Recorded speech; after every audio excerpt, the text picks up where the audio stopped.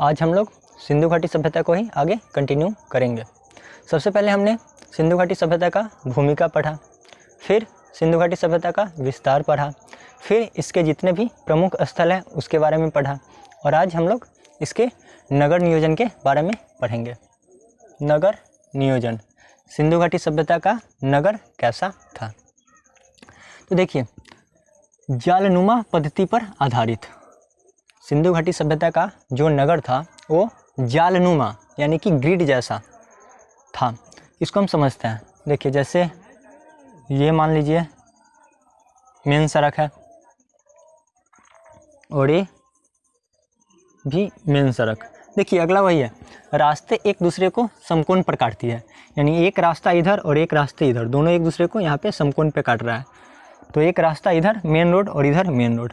अब यहाँ पे घर होता था, यहाँ पे मान लीजिए घर, एक पतला गली है, एक पतला गली, तो ये यहाँ पे घर था, फिर यहाँ पे घर है एक, फिर यहाँ पे घर है, फिर यहाँ पे घर है, फिर इसके बगल में ऐसे घर है, फिर यहाँ घर है, फिर गली है तो यहाँ पे घर है, ये सड़क है, फिर यहाँ पे एक पतला गली है और यहाँ पे एक घर है।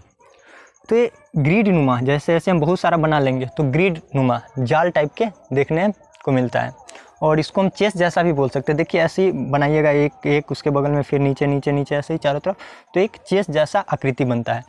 तो मेन सड़क है और इसके साइड में घर है, ये मान लीजिए घर है, तो ये घर के बगल में गली है, तो इसका जो दरवाज़ा है वो गली की तरफ खुलता है। वो हमने पिछले क्लास में पढ़ा था, इसका दरवाज़ा गली की तरफ, मेन रोड पे ना खुलकर गली में खुलता है। इसका भी दरवाज़ा, यहाँ पे मान लीजिए गली है तो इसका दरवाज़ा भी गली पे खुलेगा, मेन रोड पे नहीं खुलता है। तो नगर नियोजन जो सिंधु घाटी सभ्यता का जितने भी घर है वो कैसा है, जालनुमा पद्धति पर आधारित, ये जाल की तरह। फिर रास्ते एक दूसरे को समकोण पर काटते हैं, समझ गए, रास्ते एक इधर एक इधर। फिर ये भी ऐसे ही होगा, तो ये भी क्या होगा, समकोण पे ही काट रहा है, यानी गली भी समकोण पे ही काट रहा है। तो रास्ते एक दूसरे को समकोण पे काटता है। देखिए, सड़क रक्षा दीवार बनाने के लिए कच्ची ईंटों का प्रयोग किया जाता है। अब सड़क बनाने के लिए, जो ये मेन रोड है या ये रोड है, तो सड़क बनाने के लिए कच्ची ईंटें का प्रयोग कर रहे हैं और भवन बनाने के लिए पक्की ईंटें का प्रयोग। भवन बनाने के लिए जो बड़े बड़े घर हैं उसके लिए पक्की ईंटों का प्रयोग कर रहे हैं। नाली बनाने के लिए भी पक्की ईंटों का प्रयोग कर रहे हैं। फर्श बनाने के लिए भी पक्की ईंटें का प्रयोग कर रहे हैं। वो हमने यहाँ पे नहीं लिखा है, जगह थोड़ा कम है। देखिए, अगर कॉर्नर बनाना हो, ये घर है, ये घर का अगर कॉर्नर बनाना हो, एक कॉर्नर, तो इसके लिए एल साइज का ईंटा था, एल साइज का ईंटा, ताकि इजीली कॉर्नर तैयार हो सके। तो कॉर्नर बनाने के लिए एल साइज का ईंटा था और वैसे घर बनाने के लिए जो साइज ईंटा होता है वही साइज का था। और इसके फर्श बनाने के लिए अलंकृत ईंटें था, यानी उस पर डिजाइन बनाया हुआ। जो फर्श बनाने के लिए जो ईंट होता था उस पर डिजाइन बनाया होता था, यानी कि अलंकृत ईंटे का प्रयोग किया जाता था। फिर नाली बनाने के लिए, अगर नाली बनाना हो तो इसका ईंटा हो, तो ये नाली के लिए अगर ऐसा ईंटा है, इस तरह का ईंटा है कुछ, तो यहाँ पे ये डिजाइन किया हुआ ऐसे ऐसे छेद छेद, इस तरह का ईंटे का प्रयोग किया जाता है। तो अलग अलग चीज़ें बनाने के लिए अलग अलग ईंटा। सिंपल घर बनाना हो तो पक्की ईंट, सड़क बनाना हो, रक्षा दीवार बनाना हो तो कच्ची ईंट, फिर अगर घर का कॉर्नर बनाना हो तो एल साइज का ईंटा, घर का फर्श बनाना हो तो अलंकृत ईंटें, इस तरह का अलग अलग ईंटे का प्रयोग किया जाता है। और ईंटे का साइज क्या है, तो ईंटे का साइज 4:2:1 है। अगर लंबाई 8 होगा, 8 सेंटीमीटर मान लीजिए, तो चौड़ाई कितना होगा, 4 सेंटीमीटर, और इसका ऊंचाई क्या होगा, 2 सेंटीमीटर, यानी इसका रेशियो सेम होगा। एग्जैक्ट साइज इसका क्या है वो पता नहीं है, लेकिन इसका रेशियो क्या है, वो 4:2:1 के रेशियो में है। तो ये ईंटे का साइज है जो पूछा जाता है। अब देखिए, प्रत्येक घर में कुआं, हर एक घर में कुआं है, प्रत्येक घर में रसोई घर है, प्रत्येक घर में स्नानागार, आंगन की सुविधा। देखिए कितना महत्वपूर्ण है। उस टाइम अगर ये घर है, मान लीजिए ये घर है, तो इस घर में कॉर्नर पे एक कुआं भी है, कुआं है, यहीं पे एक रसोई घर है, यानी घर में रसोई घर भी है, यहाँ पे मान लीजिए स्नानागार भी है, स्नान घर भी है, यहाँ पे ऊपर जाने के लिए सीढ़ी भी है, घर के छत पे जाने के लिए सीढ़ी भी है। तो प्रत्येक घर में एक कुआं है, रसोई घर है, स्नान घर है। आज भी गांव में प्रत्येक घर में रसोई घर नहीं होता है, स्नान घर नहीं होता है, लेकिन लगभग 2350 ईसा वर्ष पूर्व उस समय भी प्रत्येक, देखिए प्रत्येक लिखा हुआ है, ये प्रत्येक घर में, लगभग प्रत्येक घर में कुआं है, रसोई घर है, स्नान घर है, आंगन है। तो ये बहुत ही, इसका नगर नियोजन बहुत ही अच्छा कहा जा सकता है। अब देखिए ये नियोजित शहर है, ये 2 पार्टों में बटा हुआ है। जो शहर है मेन रूप से 2 पार्टों में बटा हुआ है, एक पश्चिमी टीला, एक पूर्वी टीला। जैसे देखिए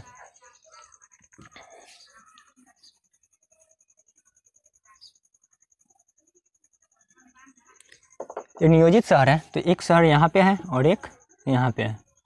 ये क्या हुआ, ये पूर्वी टीला हुआ और ये पश्चिमी टीला हुआ, पश्चिमी टीला।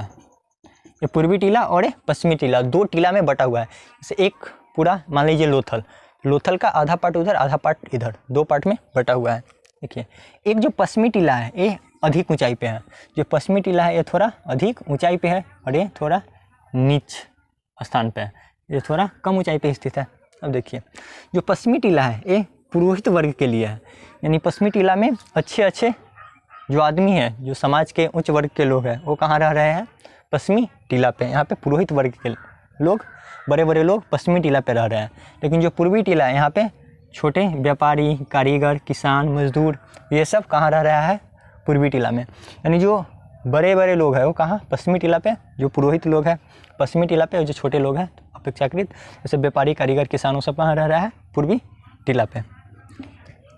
अब देखिए पश्चिमी टीला को दुर्ग टीला कहा जाता है, दुर्ग टीला, और पूर्वी टीला को नगर टीला। तो याद रखिए जो पश्चिमी टीला है इसी को क्या कहते हैं, दुर्ग टीला, और इसको क्या कहते हैं, नगर टीला। अब देखिए लेकिन धौलावीरा है, वहाँ पे 3 टीला देखने को मिलता है, ये अपवाद है, याद रखिएगा। धौलावीरा में 3 टीला है, पूर्वी टीला, पश्चिमी टीला और एक मध्यमा भी है, मध्यमा यानी बीच में, इधर पश्चिमी टीला, इधर पूर्वी टीला, और बीच में एक मध्यमा टीला भी है।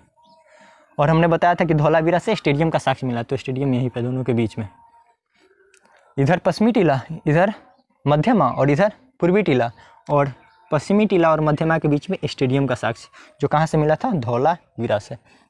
तो ये इसका नगर नियोजन है। देखिए बहुत ही अच्छा सिंधु घाटी सभ्यता का जो नगर नियोजन बहुत ही उत्कृष्ट माना जाता है, ये अपने नगर नियोजन के लिए ही जाना जाता है। सिंधु घाटी सभ्यता अपने नगर नियोजन के लिए जाना जाता है, याद रखिएगा, क्वेश्चन आता है यहाँ से, नगर नियोजन के लिए फेमस है। अब देखिए इसका राजधानी कहाँ था, सिंधु घाटी सभ्यता का हर जगह का कुछ ना कुछ राजधानी होता है। तो देखिए इसके मुख्यतः 3 राजधानी थे। सबसे पहले अगर प्रशासनिक राजधानी की बात की जाए, प्रशासनिक राजधानी, तो ये कहाँ है, हड़प्पा और मोहनजोदड़ो।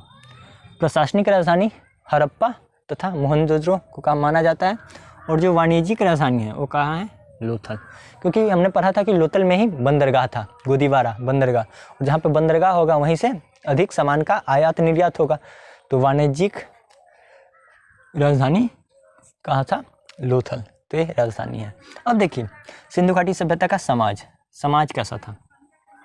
ऐसा कहा जाता है कि उस समय का समाज मातृ प्रधान था, यानी मातृ सत्तात्मक, यानी वैसा समाज या वैसा घर जहाँ पे माता की प्रधानता हो, औरत की प्रधानता हो, उसे क्या बोलते हैं, मातृ प्रधान या मातृ सत्तात्मक। आजकल के जो समाज है वो अधिकतर पुरुष सत्तात्मक, पुरुष प्रधान है, पुरुष की जो घर के गार्जियन होते हैं वो पुरुष होते हैं, लेकिन उस समय मातृ प्रधान है। देखिए यहाँ पे फिर देखिएगा धार्मिक जीवन में तो ये लोग मातृ देवी की पूजा करते थे, तो इससे पता चलता है कि मातृ प्रधान उस समय का समाज था। उस समाज में मुख्यतः 4 प्रजाति के लोग निवास करते थे। जो सिंधु घाटी सभ्यता है उसके समाज में मेनली 4 प्रकार के लोग थे। एक अल्पाइन थे, दूसरा भूमध्य सागरीय, तीसरा प्रोटो ऑस्ट्रेलॉयड और चौथा मोगोलॉयड। क्वेश्चन पूछा जाता है कि सिंधु घाटी सभ्यता है इसमें कितने प्रजाति के लोग रहते थे, तो इसमें 4 प्रजाति के लोग थे, अल्पाइन, भूमध्य सागरीय, प्रोटो ऑस्ट्रेलॉयड और मोगोलॉयड। उसमें सर्वाधिक सबसे ज़्यादा कौन प्रजाति थे, तो सबसे ज़्यादा भूमध्य सागरीय थे, ये सर्वाधिक। हमने पढ़ा भी था, जब मोहनजोदड़ो पढ़ा था तो मोहनजोदड़ो की आबादी सबसे ज़्यादा था, और वो किस प्रजाति के लोग थे, तो भूमध्य सागरीय प्रजाति के ही लोग थे। वहाँ पे मैंने बताया था भूमध्य सागरीय प्रजाति के लोग सबसे ज़्यादा थे। अब देखिए खान पान, जो सिंधु घाटी सभ्यता के लोग थे उसका खान पान क्या था, तो ये शाकाहारी भी थे और मांसाहारी भी थे, शाकाहारी मांसाहारी दोनों थे हम। अब देखिए मनोरंजन के साधन, मनोरंजन के लिए क्या क्या करते थे, तो शिकार खेलना, शिकार खेलते थे मनोरंजन के लिए। फिर मछली पकड़ना, मछली भी पकड़ते थे। इससे पता चलता है कि इसका खान पान क्या है, शाकाहारी मांसाहारी, दोनों मांसाहारी भी है। शिकार करते थे, मछली पकड़ना, नृत्य करना, नाच करना, गाना गाना, ढोल मजीरा बजाना। ढोल मजीरा भी उस समय हुआ करता था, तभी तो बजाते थे। तो शिकार करना, मछली पकड़ना, नृत्य करना, ढोल मजीरा बजाना। इसके अलावा वो पशु पक्षी को आपस में लड़ाते थे। आज भी बच्चे लड़ाता है ना, मजा आता है उसको। तो ये सभी पशु पक्षी को आपस में लड़ाते थे, गाना गाते थे। तो ये सब इसका मुख्य मनोरंजन का साधन था। अब देखिए इसका धार्मिक जीवन। धार्मिक जीवन कैसा था? तो धार्मिक जीवन में मातृ देवी तथा पशुपतिनाथ की पूजा करते थे। क्वेश्चन आता है कि सिंधु घाटी सभ्यता के लोग किस की पूजा करते थे? तो किसकी पूजा? अगर सबसे ज़्यादा देखा जाए तो मातृ देवी। एक में देखें तो मातृ देवी की पूजा करते हैं, या अगर मातृ देवी ऑप्शन में ना हो तो पशुपतिनाथ। तो सबसे ज़्यादा हम मातृ देवी को मानते हैं। सिंधु घाटी सभ्यता के लोग किसकी पूजा करते थे मुख्य रूप से? तो मुख्य रूप से मातृ देवी की पूजा करते थे। मातृ देवी के अलावा पशुपतिनाथ की भी पूजा करते थे। एक श्रृंगी बैल, एक सिंग वाला बैल, उसका भी पूजा करते थे। फिर आग की पूजा, पानी की पूजा, पृथ्वी की पूजा भी करते थे। वृक्ष की पूजा, नाग की पूजा, ये सब करते थे। तो मुख्य रूप से पूछे कि सिंधु घाटी सभ्यता के लोग किसकी पूजा करते थे? तो सिंधु घाटी सभ्यता के लोग मातृ देवी की पूजा करते थे। मातृ देवी के अलावा मुख्य रूप से मातृ देवी, लेकिन इसके अलावा भी पशुपतिनाथ की भी पूजा करते थे। एक श्रृंग वाला बैल की पूजा करते थे। आग, पानी, वृक्ष, नाग, ये सब की पूजा करते थे। तो हमने यहाँ पे सिंधु घाटी सभ्यता का नगर नियोजन पढ़ा, फिर वहाँ का राजधानी पढ़ा, फिर समाज पढ़ा, फिर धार्मिक जीवन पढ़ा। तो ये सब आज पढ़े हैं। फिर अगले वीडियो में हम लोग सिंधु घाटी सभ्यता को आगे कंटिन्यू करेंगे और अगले वीडियो में हम इसको कंप्लीट करेंगे।